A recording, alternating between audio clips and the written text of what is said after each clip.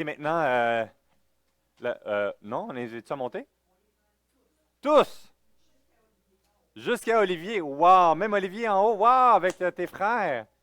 Alexis aussi, t'es inclus. Où est-ce que touche? Elle va aller en haut aider dans la classe des ados.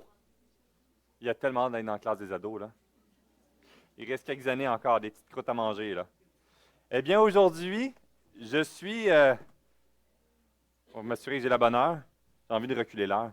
Eh bien, on est dans un petit sprint parce que c'est une grosse journée. C'est la fête des pères, on veut le célébrer. C'est aussi la fin de l'école dimanche et nous aurons une présentation spéciale à la fin du service où on va pouvoir entendre des choses. Fait que je dis rien. Fait que, restez attentifs jusqu'à la fin et on va finir un petit peu plus tôt afin de pouvoir avoir cette présentation et entendre ce que Dieu a fait dans leur vie et ce qu'ils ont exploré ensemble durant l'école dimanche de l'année qui a passé. Aujourd'hui, en cette journée de la fête des pères, hey, je trouve pas ma manette. Ah, j'ai trouvé ma manette. Je trouvais ça excitant, mais aussi dérangeant de parler de ça. Et parce que c'est dérangeant, c'est encore plus excitant. Alors, on s'en reparlera après. Mais cette idée, pourquoi c'est excitant? Parce que je trouve que c'est un sujet qu'on ne peut plus aborder aujourd'hui. C'est une réalité qui est devenue à un sens haineux automatiquement. Vous savez, lorsqu'on parle de la masculinité, c'est devenu un scandale aujourd'hui. Être un homme, on a perdu tous ses points de repère aujourd'hui. On est en train dans une époque aujourd'hui qu'on veut, en réalité, mettre à l'eau de Javel, nettoyer tout ce qui est distinction entre la beauté de la femme et la beauté de l'homme. Et un livre que je trouvais ça tellement intéressant, puis j'ai lu quelques livres sur le sujet cette semaine, je me suis bombardé là, des enjeux qu'on vit en Amérique, et un en particulier que je vais vous parler par la suite. Mais ça met en lumière qu'aujourd'hui, on a une image d'un homme, soit de celui qui doit être effacé et passif, ou celui qui est toxique, le mâle alpha, celui qui va écraser pour dominer, qui va mépriser les autres et mépriser la femme, et de l'autre côté, le passif qui doit se taire et dire « oui, chérie ». On voit présentement dans ces enjeux-là, il y a ces deux courants d'influence. Vous savez, il y a le courant du féminisme qui a été créé, qui a été une réaction justement aux abus du mâle alpha, et qui est allé aujourd'hui jusqu'à une troisième vague qu'on appelle aujourd'hui dans le but d'effacer tout aspect de la masculinité. Même que dans la psychologie aujourd'hui et la philosophie, ce qu'on est en train de vouloir amener, c'est d'enlever tout point de repère de la masculinité afin de lui enlever le lourd fardeau qui rendrait malheureux cette personne. Et d'enlever tous ces points de repère. De l'autre côté, on voit un courant qui ressort sur une base régulière et qui ressort à nouveau aujourd'hui. Certains l'affilient à l'extrême droite qu'on va trouver dans les réseaux sociaux ou autres, sur l'importance de redevenir un homme alpha, le mâle dominant, la personne qui donne sa direction. Et on découvre ces hommes-là dans la façon qu'ils vont se comporter avec les femmes à travers l'argent, à travers le pouvoir. Un livre a été écrit pour un enjeu à travers cette réalité que nous sommes confrontés à titre de société et dans nos églises. Certainement, la perspective de l'homme a été attaquée et à cause de dérives d'un côté et de l'autre. Nancy Pearcey a écrit un livre uniquement en anglais qui s'appelle The Toxic War of Masculinity. La guerre toxique contre la masculinité. Et en réalité, elle prend ce livre-là parce qu'il y a bel et bien une guerre présentement en considérant que la masculinité est toxique. Et l'une des choses qu'il est en train de dire, c'est de promouvoir les attributs de l'homme, on va amener au mâle alpha et aux dérives. Elle va faire ressortir une des études sur les enjeux qui en regroupent sur l'aspect de l'homme aux États-Unis, en Amérique du Nord. Et vous savez qu'est-ce qui est intéressant? On fait ressortir quels sont par catégorie de groupes d'hommes où il y a le plus de divorces et de violences conjugales. Vous savez, c'est quoi la catégorie? Ce sont des hommes qui se disent chrétiens, mais de non seulement. Il y a plus de violences conjugales et de divorces que parmi ceux qui ne se disent pas chrétiens. Savez-vous c'est quelle catégorie? aux États-Unis où est-ce qu'il y a le moins de divorces et le moins de violences conjugales? Ceux qui vivent l'Évangile. Ceux qui sont chrétiens, qui sont engagés dans une Église, plus que les autres catégories. C'est de quoi de frappant aux États-Unis. Il y a de quoi que l'autrice Nancy Pearcey, je vous encourage fortement, si vous lisez l'anglais, de vous procurer ce livre-là, qui met en lumière qu'il y a un clash dans une culture où on a perdu nos points de repère, tandis que ceux qui se disent oui, oui, oui, je suis chrétien puis je veux suivre Dieu, mais qui le dit de non, mais qui ne le vit pas, ont le pire témoignage de la masculinité aux États-Unis. Et tandis que de l'autre côté, on voit qu'il y a eu un témoignage qui est puissant. Et ça nous apporte aujourd'hui, dans ce petit sprint, mais dans mon cœur, c'est de redécouvrir sur les bonnes fondations l'identité de l'homme. Et vous savez, ça peut être dérangeant, mais on va l'aborder, que c'est normal que c'est dérangeant aujourd'hui, mais il y a quelque chose de beau à découvrir. Dans 1 Corinthiens chapitre 16, c'est le point d'ancrage, le point de départ, parce qu'ici, c'est de quoi qui est vraiment particulier. On voit dans l'auteur ici, l'apôtre Paul, dans 1 Corinthiens chapitre 16, versets 13 à 18, qui nous dit « Veuillez demeurer ferme dans la foi, soyez des hommes, fortifiez-vous, et que tout ce que vous faites se fasse avec charité. » Encore une recommandation que je vous adresse, frères. Vous savez que la famille de Stéphanas est les prémices d'Archaïe et qu'elle s'est dévouée au service des saints. Ayez-vous aussi de la déférence, du respect pour de tels hommes et pour tous ceux qui travaillent à la même œuvre. Je me réjouis de la présence de Stéphanas, de Fortunatus, d'Archaïcus. Ils ont supplié à votre absence, car ils ont tranquillisé mon esprit et le vôtre. Sachez donc apprécier de tels hommes. Et ce qui est particulier dans cette section-là ici, c'est qu'il parle à l'Église de façon générale. Il est en train de parler à l'Église, hommes et femmes, soyez des hommes. Attends une minute, sois un homme, pas en train de dire changer de genre. Il y a une réalité ici, un attribut qui est en train d'aborder, et dans l'aspect de ta spiritualité, puis là c'est dans le sens en arrière, sois courageux. Comporte-toi avec courage. Et il va prendre ses points de repère des hommes qui ont été courageux et qui se sont comportés avec courage. Mais encore aujourd'hui, qu'est-ce qu'être courageux et qu'est-ce que le courage? La réalité, c'est qu'aujourd'hui, le sens d'être un homme, le sens d'être un leader est automatiquement négatif.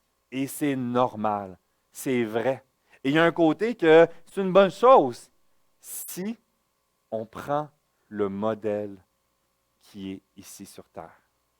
Il faut revenir pour comprendre le leadership de l'homme, pour comprendre la beauté de la masculinité de comment que Dieu l'a créé. Il faut revenir dans comment que Dieu l'a créé bon.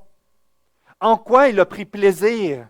Et ici, on le découvre dans l'image d'origine. Il faut revenir en arrière. Essayer de se bâtir notre compréhension de l'identité masculine. Aujourd'hui, on va tomber dans des dérives. Et c'est normal, et c'est bon à un certain sens que ce soit négatif. Mais on peut redécouvrir quelque chose de bon à travers l'image d'origine de comment Dieu l'avait créé. Notre problématique, c'est qu'on regarde à travers l'image brisée aujourd'hui. Dans Genèse chapitre 2, et on va le voir, hein, ça nous ramène dans des points de repère. Dès le début de Genèse 1, Genèse 2 et Genèse 3, on va remettre des points d'ancrage sur l'identité de l'homme.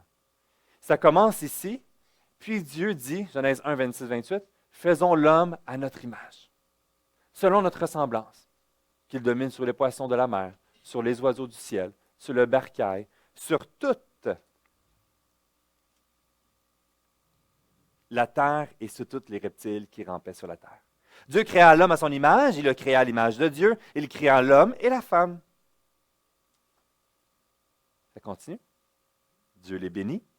Dieu leur dit, soyez féconds, multipliez-vous, remplissez la terre et l'assujettissez et dominez sur les poissons de la mer, sur les oiseaux du ciel et sur tous les animaux qui se meuvent sur la terre. Et ça continue dans la suite. Ce qu'on va découvrir dans ce premier élément, c'est que l'image de notre identité de la masculinité commence premièrement à travers le point de repère du reflet de Dieu. Créé à l'image de Dieu. Pas comme Dieu, pas égal à Dieu, mais on va découvrir que Dieu va transférer des éléments de sa personne dans lesquels il prend plaisir et il va créer à son image. Parmi toute la création, toute la beauté, la diversité, la complexité du fonctionnement de chacun des organismes vivants sur la terre, seul l'homme et la femme ont été créés à leur image. Il y a de quoi d'unique. Il y a quelque chose de beau. Il y a quelque chose de précieux. Et attaquer l'image de l'homme et de la femme vient attaquer la préciosité et la beauté de Dieu. Il y a de quoi ici d'important, de ne pas prendre à la légère. Aujourd'hui, nous sommes en guerre contre Dieu et nous sommes en guerre contre son plan et nous sommes en guerre contre sa création. Et son image d'origine était belle. La distinction ici. Et le premier ici, à travers l'image d'origine, on découvre que c'est à l'image de Dieu. Et dans la façon qu'il va créer l'homme et la femme, c'est un côté qui est beau dans un aspect de complémentarité. Il y a de quoi de différent.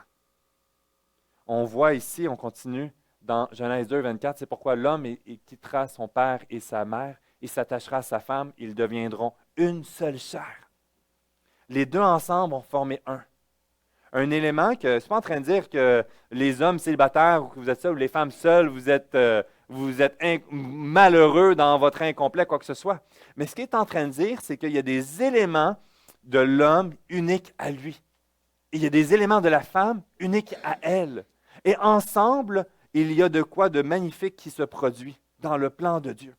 C'est un homme et une femme ensemble.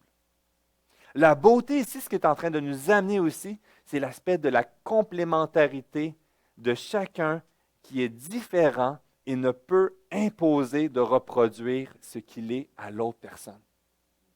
Les deux ont été créés à l'image de Dieu, mais les deux pour des choses différentes. Ensemble, il y a une richesse parce que ça va être une diversité. Et ils vont devenir une seule chair.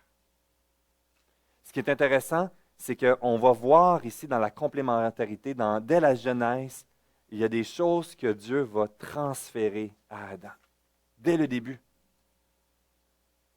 Aujourd'hui, rejeter cette distinction va venir à s'opposer à l'œuvre de complémentarité créée par Dieu. On va s'opposer à la beauté de l'image d'origine que Dieu a créée.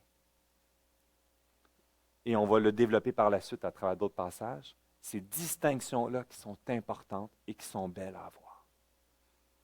Ensuite, à travers l'image d'origine, on découvre donc que c'est à l'image de Dieu, que c'est un aspect qui est complémentaire et c'est un rôle d'action, d'agir. Hein, certains disent, à cause du péché, on doit travailler. Mais ce qu'on découvre, c'est que dans l'identité que nous avons été conçus à l'image de Dieu, nous sommes actifs parce que Dieu est actif. Dieu aime créer des choses. On va dans la diversité et il met au travail dès le début Adam.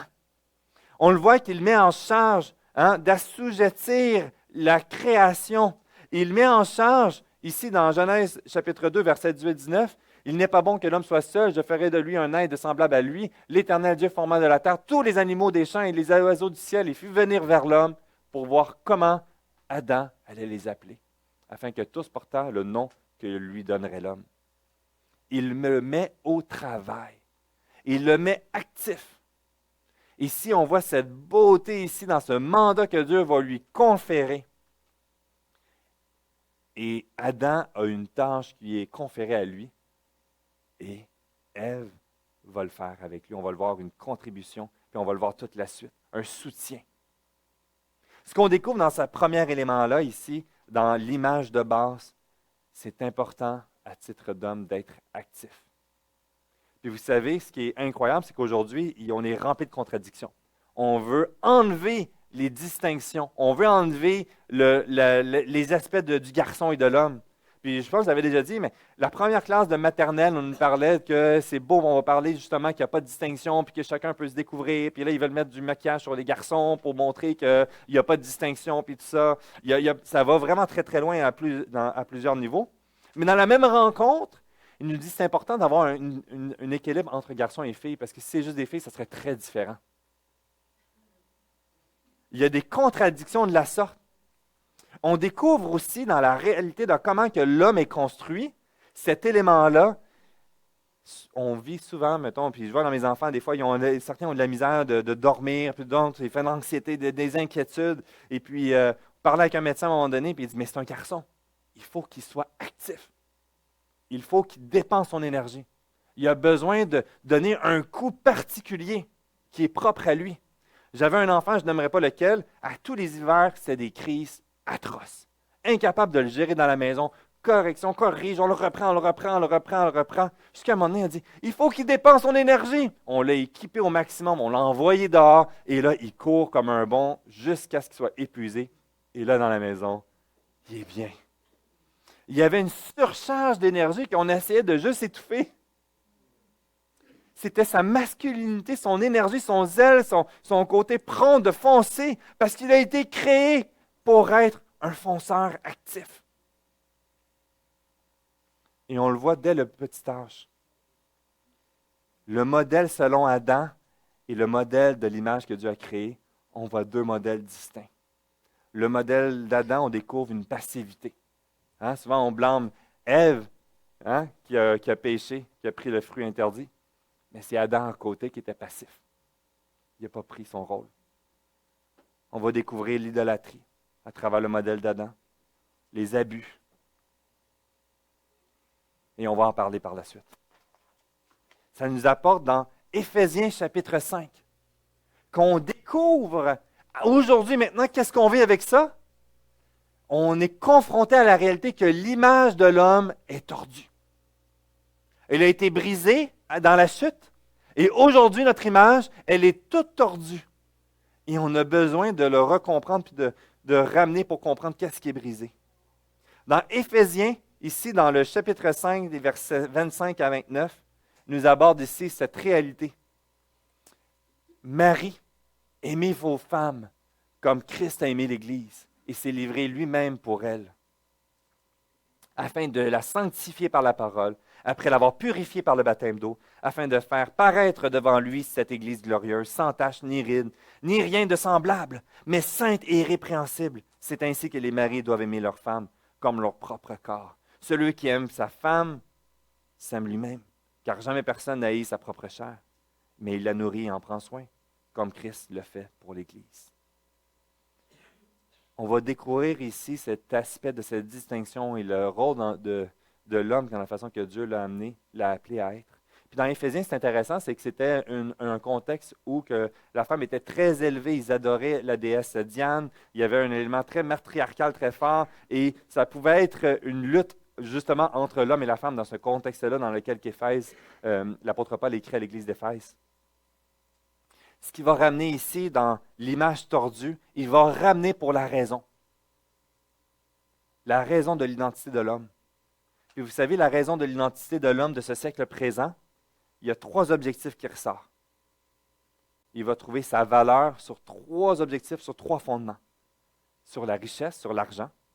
L'argent à travers la prospérité, d'avoir la plus belle affaire, le plus récent. Il y a toujours cette quoi d'avoir le plus beau gazon du voisin parce qu'il a mis le plus d'engrais, d'avoir le plus gros tracteur, un qui a les 15 vitesses puis qui a l'air climatisé ou quoi que ce soit sur son tracteur. Ou, je ne sais pas, y a-tu l'air climatisé ces tracteurs? Ils ont tous l'air climatisé, sinon tu vas mourir. Hein? OK, mais quelque chose d'incroyable encore plus que l'air climatisé, parce que je pense à ça, c'est tellement... tu ne veux pas virer en petit poulet cuit, là. Alors, mais l'aspect de l'argent est important. Le deuxième élément sur ces fondements de l'identité de l'homme du siècle, c'est la réussite. J'ai réussi. Voici ce que j'ai fait. J'ai accompli. On était dans une fête fête de Noël au travail à mon épouse. Puis j'étais avec un couple, puis le mari de la collègue de travail. Puis pendant 3 heures, il m'a parlé de ses réussites.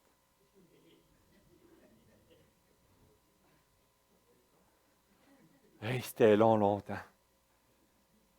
Il était heureux et fier, mais il ne m'a jamais posé aucune question. Je ne sais même pas s'il connaissait mon nom. Il était juste... Et le troisième élément, la sexualité. À un point tel qu'on va la chercher dans plein d'endroits.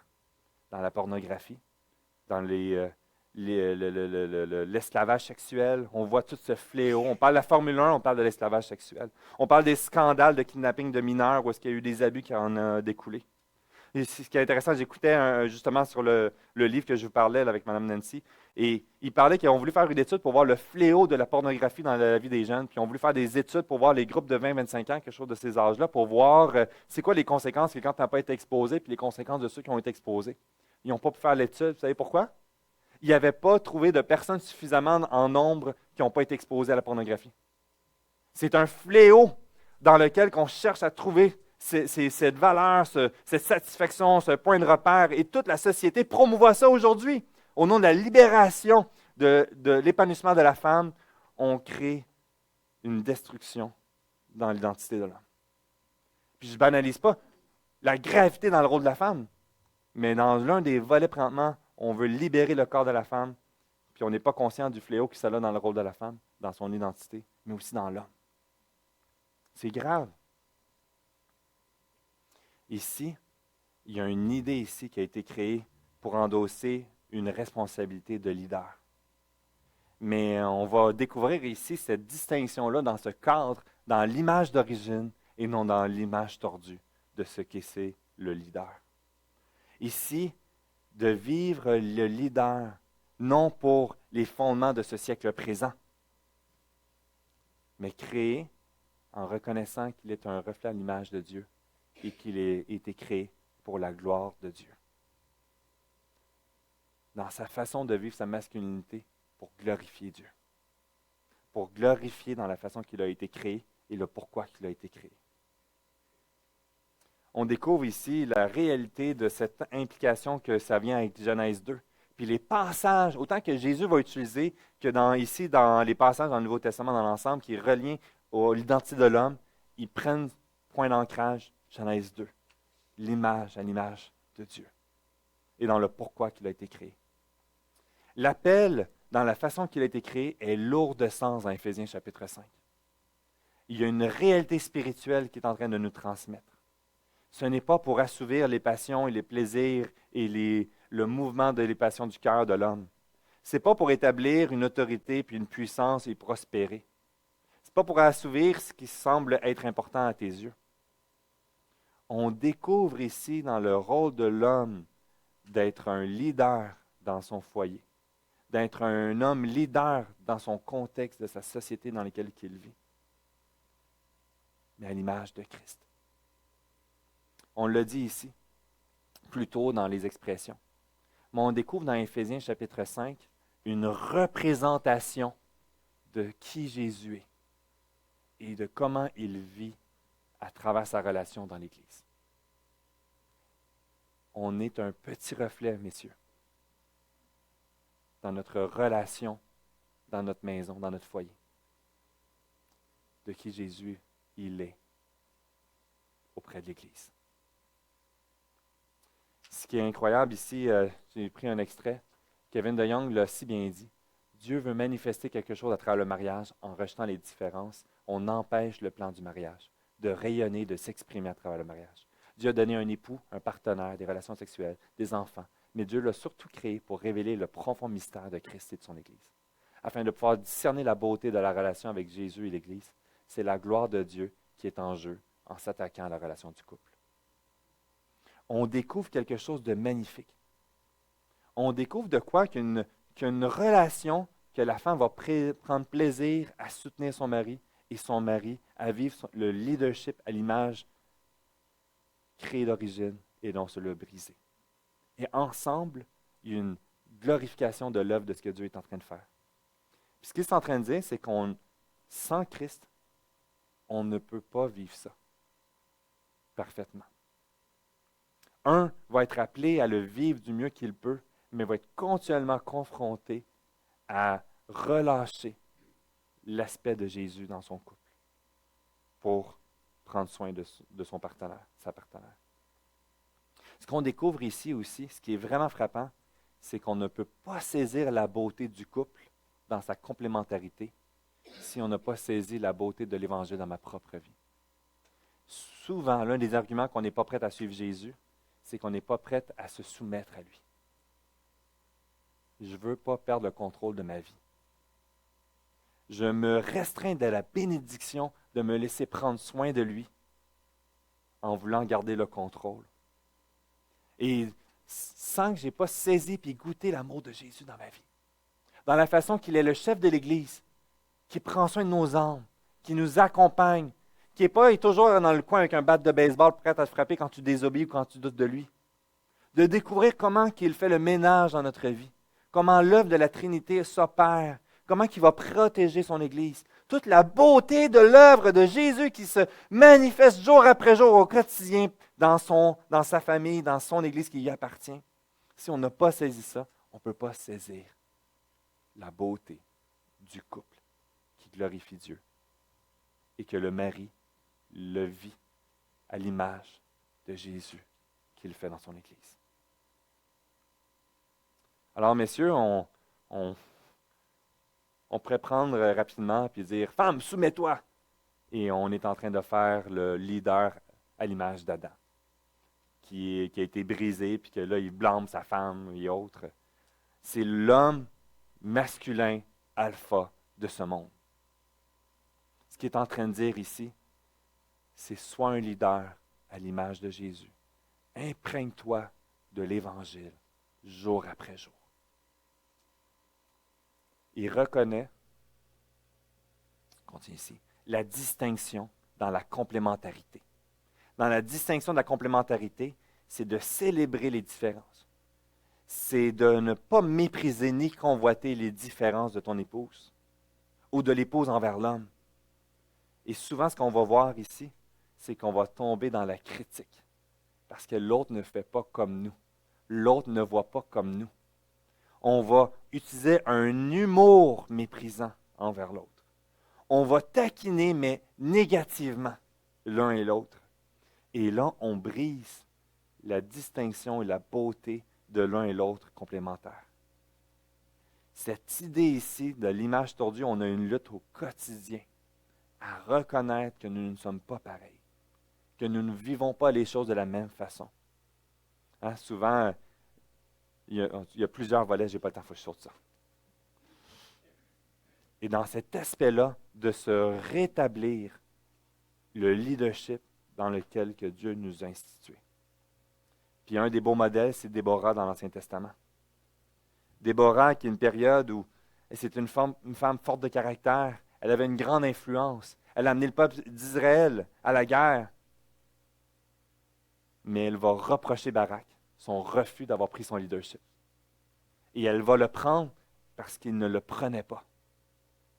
On a ici qui pourrait être vu comme une lutte de pouvoir ou quoi que ce soit, ou de mépris. Mais ici, on voit une femme qui se lève et qui vit avec authenticité, avec intégrité, ce que l'homme n'a pas fait. Il y a une mise en garde ici dans le leadership. Le leadership n'est donc pas de prendre notre Déborah de notre vie pour l'écraser, pour dire c'est moi le leader. Ce qu'il est en train de faire, c'est de s'enflammer du zèle de la femme, de l'épouse, pour se lever et avancer. Ce qu'il est en train de dire, c'est que notre tendance naturelle, c'est qu'on se sent menacé, puis on va caler les autres autour de nous pour nous ressortir la tête de l'eau. Et ici, le leadership qu'il nous apporte, c'est ceux qui se lèvent, c'est de prendre cet élément-là et de dire, il faut avancer, avançons ensemble. À l'image de Déborah, on aurait dû, à cette image-là, se lever et foncer. L'exhortation centrale dans Éphésiens, ce n'est pas donc de s'asseoir les femmes pour écraser, mais c'est une motivation à l'homme de se lever et de diriger ensemble et d'avancer dans l'amour. Faciliter la tâche de la femme, lui venir en aide avec joie et humilité. Créer un contexte dans lequel la femme va pouvoir s'épanouir. Que la famille, les enfants puissent être témoins que c'est un foyer sécuritaire où est-ce qu'on est accueilli. Où est-ce qu'on voit cette joie et cette humilité réciproque les uns avec les autres. L'homme, dans son leadership, va chercher donc à bâtir un contexte pour faire fleurir son épouse et non l'étouffer pour se lever. Comme l'Église peut compter sur Jésus, l'épouse doit pouvoir compter sur son mari. Elle doit être rassurée et être sûre qu'il est prêt à mourir pour elle, prête à l'accompagner. Finalement, ici, dans le troisième point, dans 1 Pierre, chapitre 3, et c'est dérangeant ce verset-là, fait que je l'ai mis, l'image à reconstruire. L'image à reconstruire dans 1 Pierre, chapitre 3, verset 7, il dit « Marie, montrez à votre tour la sagesse dans vos rapports avec vos femmes, comme avec un sexe plus faible. Honorez-les comme devant aussi hériter avec vous de la grâce de la vie. Qu'il en soit ainsi, afin qu'ils ne viennent faire obstacle à vos prières. » Remettons ce passage-là dans son contexte, à qui il parle et ce qui se passe et ce que ça veut dire, et on découvre la richesse de ce passage qu'on voudrait juste enlever et effacer. Un sexe plus faible, hein? Envoyez-moi pas des poursuites judiciaires, là. On va aller voir qu'est-ce qu'il est en train de dire dans ce contexte-là. La réalité, c'est qu'ils sont confrontés. Les croyants, ici, ils sont exposés à la persécution, à la raillerie, au mépris. Ils sont confrontés à vivre dans l'immoralité. Les relations sont toutes brisées les uns avec les autres. Il y a un mépris, il y a un étouffement. La place de la femme, la place de l'homme, il y a de quoi qui se confrontent. Puis ce qu'il est en train de dire dans cette lettre-là, c'est « Reflète l'Évangile dans ta vie puissamment afin d'être un témoignage pour ceux qui vont te voir. » Et le thème ici qu'il aborde, c'est les hommes qui étaient forts auraient pu avoir le mépris et écraser leur épouse. Puis ce qu'il est en train de faire, c'est utilise ta force non pour écraser, mais pour protéger. La force de l'homme, reconnais-la. Ici, aujourd'hui, on est en train de dire, on veut effacer, on veut écraser la puissance de l'homme. Mais ici, ce qui est intéressant, il revient à plusieurs reprises dans les Écritures, l'importance de la puissance de l'homme, à titre de protecteur et de prendre des risques. Le même élément du premier passage dans 1 Corinthiens, qui faisait référence pour tous, prenez des risques. Quand il disait sur un homme, il prenait la référence dans la tête dans le passage de dire, sois courageux, prends des risques pour l'Évangile. Et ici, ce qu'il est en train de dire, sois courageux, prends des risques, utilise ta force pour protéger. Sois un protecteur. 1 Roi 2.2 nous dit la même chose. Fortifie-toi et sois un homme. Utilise ta puissance pour protéger. Aujourd'hui, on veut éradiquer tout ça en disant il n'y a pas de distinction, c'est pas vrai, quoi que ce soit. Puis on voit les États-Unis puis en Europe sont confrontés avec des grands enjeux présentement, avec des compétitions internationales, des compétitions nationales plutôt, et puis que là, ils voient que ça ne fonctionne plus. En Europe de l'Est, il y a quelques mois, ils ont fait un combat de sport ultime. Ils ont mis 2 femmes contre un homme. Et c'était juste triste de voir ça.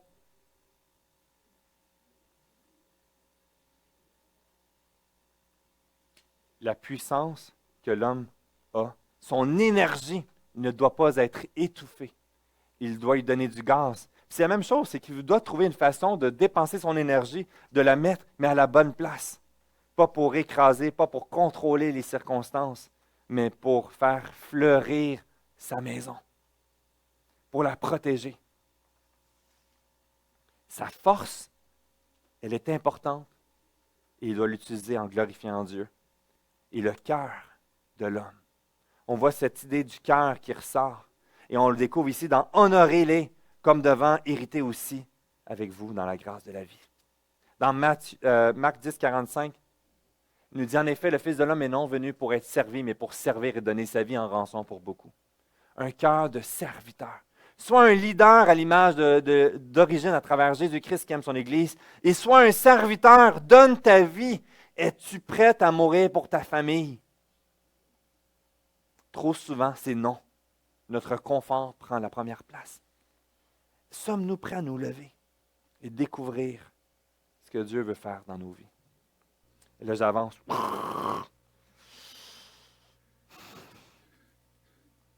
On est appelé à l'honorer notre épouse, à la faire sentir spéciale, à découvrir ses dons spirituels, à découvrir sa préciosité, à découvrir sa complémentarité de cette partie qui n'est pas moi et que j'ai besoin d'elle. Découvrir que dans le leadership, je dois créer un environnement de confiance et de sécurité qui va lui donner de la joie de se joindre à moi. Je ne peux pas le créer pour le forcer à se joindre à moi, mais je peux créer un contexte qui lui rendra plaisir de se joindre à moi. Proverbe 31, verset 10, il nous dit, qui peut trouver une femme vertueuse? Elle a bien plus de valeur que les perles. Le leader regarde son épouse dans cette optique. Ça veut donc dire ici, c'est que ce n'est pas un cœur qui est inconsidéré. Il veut connaître ses limites. Il veut connaître ce qui lui fait plaisir. Il veut connaître ce qu'elle pense. Il veut prendre des décisions avec intégrité, mais en la considérant, en l'écoutant, en cherchant sagesse, en priant avec elle et en expérimentant, puis ici je l'ai mis volontairement, en vivant sa virilité de l'homme. Vous savez, dans la virilité, on peut le dire soit que c'est dans les aspects de la sexualité ou quoi que ce soit, mais ici, dans la virilité de l'homme, dans le sens large, dans son aspect physique, mais aussi ses aptitudes psychologiques, tout son ensemble de l'homme, qu'il soit dans son épanouissement, dans sa croissance et maturité spirituelle.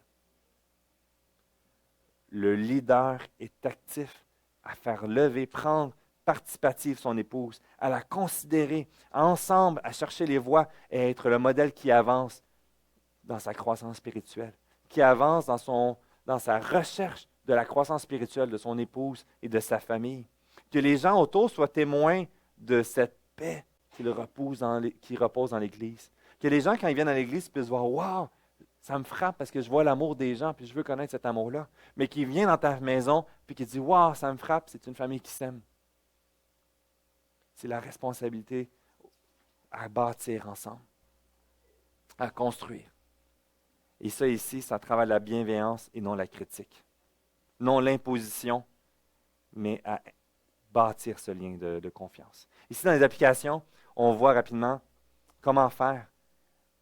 Un défi que j'aimerais lancer à moi-même, puis à chacun d'entre nous, à s'engager, à se donner ce défi, à contribuer dans le progrès spirituel de notre cadre familial, dans les gens autour de nous, de notre épouse, dans notre propre vie premièrement, de vouloir grandir et d'accompagner les autres autour de nous dans leur propre croissance.